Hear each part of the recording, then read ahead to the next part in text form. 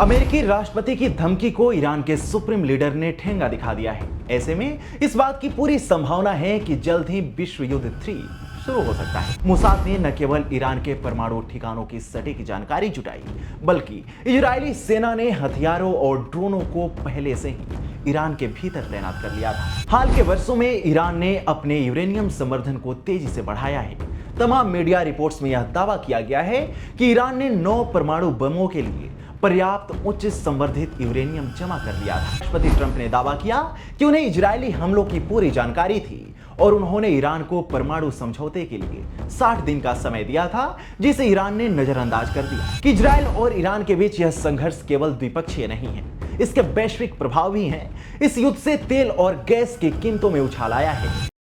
Israel और Iran का युद्ध काफी घातक रूप लेता दिख रहा है। बैलिस्टिक मिसाइलों के बाद अब हाइपरसोनिक मिसाइलों से अटैक शुरू हो गया है।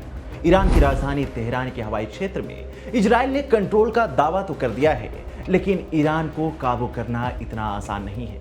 अभी कुछ महीने पहले ही रिपोर्ट्स में यह दावा किया गया था कि पश्चिमी एशिया में ईरान ही वो देश है जिसके पास सबसे ज्यादा बैलिस्टिक मिसाइलें हैं। दूसरी ओर इस युद्ध में अमेरिका की बढ़ती दिलचस्पी ने हालात को गंभीर बना दिया है। अमेरिकी राष्ट्रपति डोनाल्ड ट्रंप G7 की मीटिंग बीच में छोड़कर वाशिंगटन लौट चुके हैं और वहीं अमेरिकी रक्षा सचिव ने खाड़ी देशों में ज्यादा से ज्यादा हथियार भेजने की बात कही है। अमेरिका के 28 एयर रिफ्यूलर अमेरिकी टैंकर खाड़ी के आसमान में देखे गए थे। ऐसे में अब युद्ध रूस यूक्रेन और इजरायल फिलिस्तीन जैसा नहीं रह गया है।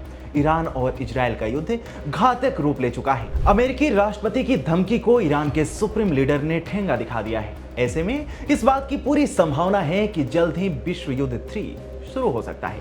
नमस्कार, मेरा नाम है अवनीश और आज की वीडियो में हम इजरायल ईरान युद्ध के विभिन्न पहलुओं, ईरान के परमाणु कार्यक्रम की स्थिति, नेतांज की अहमियत और डोनाल्ड ट्रंप के बिना शर्त सरेंडर वाले बयान के बाद खामनेई की कड़ी प्रतिक्रिया को विस्तार से समझेंगे। इजरायल ने हाल ही में ऑपरेशन राइजिंग लाइन के तहत ईरान के परमाणु और इस सैन्य ठिकानों पर सटीक हवाई हमले किए।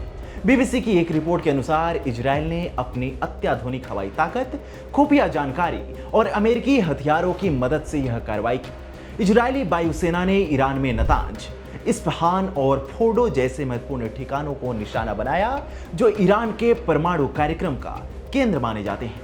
इजरायल की इस कार्रवाई में उसकी खुफिया एजेंसी मोसाद की भूमिका अहम रही। मोसाद ने न केवल ईरान के परमाणु ठिकानों की सटीक जानकारी जुटाई, बल्कि इजरायली सेना ने हथियारों और ड्रोनों को पहले से ही ईरान के भीतर तैनात कर लिया था। यह एक सुनियोजित रणनीति थी जिसमें इजरायल ने सैटेलाइट तस्वीरों और जासूसी नेटवर्क का इस्तेमाल करके नतांज जैसे भूमिगत ठिकानों पर हमला किया।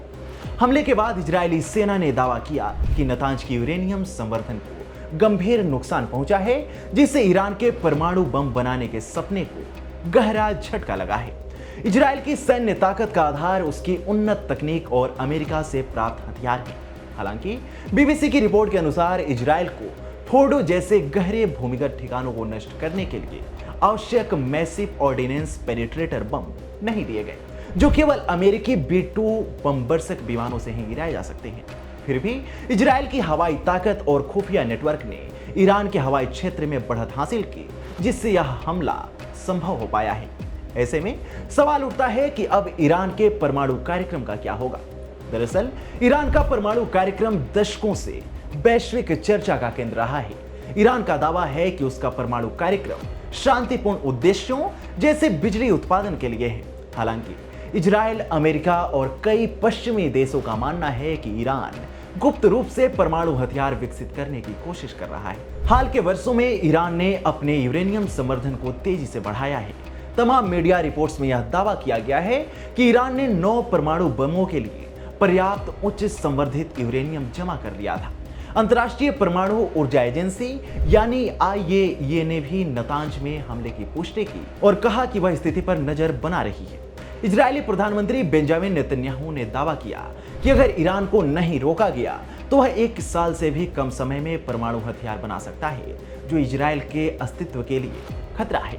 ध्यान देने वाली बात है कि 1957 में ईरान और अमेरिका ने शांति के लिए परमाणु कार्यक्रम के हिस्से के रूप में एक असैन्य परमाणु सहयोग समझौते पर हस्ताक्षर किए थे। इसके कारण तेहरान में ईरान की पहली परमाणु अनुसंधान सुविधा का निर्माण किया गया। लेकिन जल्द ही अमेरिका को ईरान की मंशा का एहसास हुआ और अमेरिका इससे पीछे हट गया। तब से ही अंदर खाने ईरान इस कार्यक्रम को आगे बढ़ाता रहा। परिणाम यह हुआ कि दुनिया के तमाम देशों ने ईरान पर कई तरह के प्रतिबंध लगा दिए। इसके बाद साल 2015 में ईरान और P5+1 देशों यानी अमेरिका, ब्रिटेन, फ्रांस, रूस, चीन और जर्मनी के बीच joint comprehensive plan of action समझौता हुआ था, जिसके तहत ईरान ने अपने परमाणु कार्यक्रम को सीमित करने और IAEA को अपने ठिकानों की जांच की अनुमति देने का वादा किया। बदले में उस पर लगे आर्थिक प्रतिबंध हटाए गए थे। लेकिन साल 2018 में डोनाल्ड ट्रंप ने अमेरिका को इस समझौते से बाहर कर लिया, जिसके बाद ईरान ने फिर से यूरेनियम संवर्धन बढ़ा दिया था। ईरान इजराइल के इस युद्ध में ईरान के नतांज शहर का काफी जिक्र हो रहा है। ध्यान देने वाली बात है कि नतांज ईरान का सबसे बड़ा यूरेनियम संवर्धन केंद्र है, जो राजधानी तेहरान से लगभग 225 किलोमीटर दक्षिण में स्थित है। यह आंशिक रूप से जमीन के नीचे बना है, जिससे इसे नष्ट करना बेहद मुश्किल है। नतांज को ईरान के परमाणु हथियार बनाने की संभावित क्षमता का केंद्र माना जाता है, क्योंकि यहां सैन्य स्तर के यूरेनियम संवर्धन के लिए आवश्यक बुनियादी ढांचे मौजूद हैं। ऐसे में इजराइल ने नतांज को बार बार निशाना बनाया है। 2025 के हालिया हमलों में इजरायली सेना ने सैटेलाइट तस्वीरें जारी की, जिसमें नतांज की भूमिगत सुविधाओं को नुकसान पहुंचने की बात कही गई थी। इन हमलों में कई शीर्ष परमाणु वैज्ञानिकों और इस्लामिक रिवॉल्यूशनरी गार्ड्स कोर के कमांडर हुसैन सलामी की मौत की भी पुष्टि हुई, जिसने ईरान की रक्षा और परमाणु कमान को गहरा झटका दिया है। इसी बीच अमेरिकी राष्ट्रपति डोनाल्ड ट्रंप ने अपने social media platform truth social पर ईरान को बिना शर्त सरेंडर करने की सलाह दी। राष्ट्रपति ट्रंप ने दावा किया कि उन्हें इजरायली हमलों की पूरी जानकारी थी और उन्होंने ईरान को परमाणु समझौते के लिए 60 दिन का समय दिया था, जिसे ईरान ने नजरअंदाज कर दिया। ट्रंप ने यह भी कहा कि वह ईरानी जनता के खिलाफ नहीं है, बल्कि ईरान की सरकार को निशाना बना रहे हैं। ट्रंप ने सीधे तौर पर ईरानी सुप्रीम लीडर को चुनौती देते हुए कहा कि हम ठीक से जानते हैं कि तथाकथित सर्वोच्च नेता कहां छिपा है। वह एक आसान लक्ष्य है, लेकिन वहां सुरक्षित है। हम उसे मार नहीं सकते, कम से कम अभी तो नहीं। लेकिन हम नहीं चाहते कि मिसाइलें नागरिकों या अमेरिकी सैनिकों पर दागी जाए। हमारा धैर्य खत्म होता जा रहा है।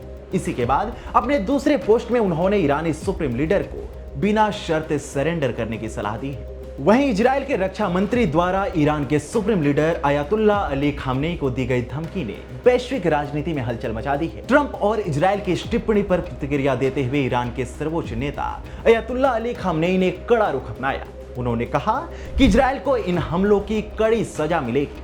खामनेई ने इजरायली हमलों को अकारण और अवैध करार दिया और जवाबी कार्रवाई की धमकी दी। ईरान के सरकारी मीडिया ने भी दावा किया कि इजराइल और अमेरिका को इन हमलों की भारी कीमत चुकानी पड़ेगी। ईरान की ओर से यह आरोप लगाया जा रहा है कि इजराइल के इन हमलों के पीछे अमेरिका का हाथ है और अमेरिकी राष्ट्रपति ट्रंप के बयान काफी हद तक इसकी पुष्टि भी कर रहे हैं।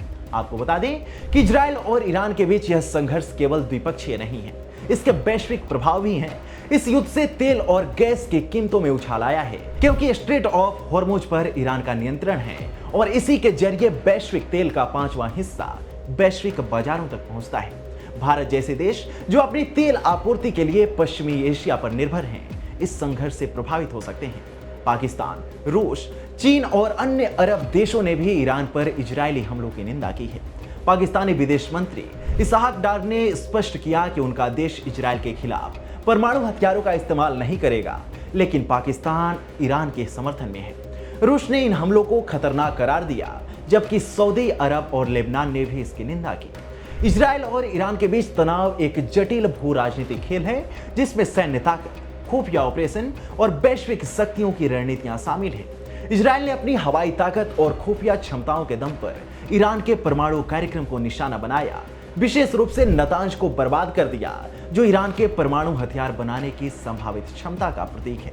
दूसरी ओर ट्रंप के बिना शर्त सरेंडर वाले बयान और खामनेई की जवाबी धमकी ने इस तनाव को और बढ़ा दिया है।